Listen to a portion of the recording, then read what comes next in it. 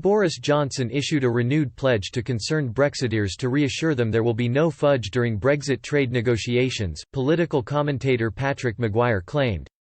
Boris Johnson was forced to issue a reassurance to European Research Group members concerned about another Brexit fudge from the British government. Times radio reporter Patrick Maguire suggested the Prime Minister had to renew his pledge of straightforward talks after former ERG chair Steve Baker warned the UK would remain in the customs union past the transition period. Mr Maguire said, Boris Johnson even took to the European Research Group WhatsApp group on the day of Rishi Sunak's mini-budget when Steve Baker, Mark Francois' slightly more sinister predecessor, warned he thought we were going to stay in the customs union. So sort of a watch this space because Brexit is expecting a fudge. Mr Maguire reported Mr Baker had expressed his concerns in the private chat after the Prime Minister bypassed a question on whether the UK could be prevented from imposing new tariffs once out of the single market and customs union in January.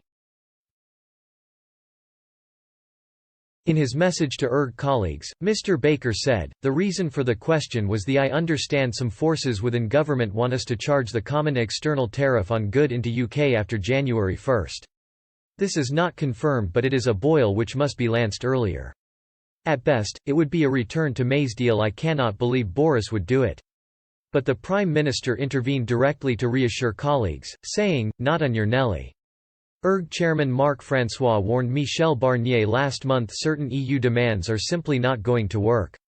In a letter shared to the chief EU Brexit negotiator, Mr Francois said, "I refer you to the Conservative Party's 2019 manifesto, which I and all my colleagues stood on late last year, which made clear to the British people that we would have a new relationship based on free trade and friendly cooperation, not on the EU's treaties or EU laws.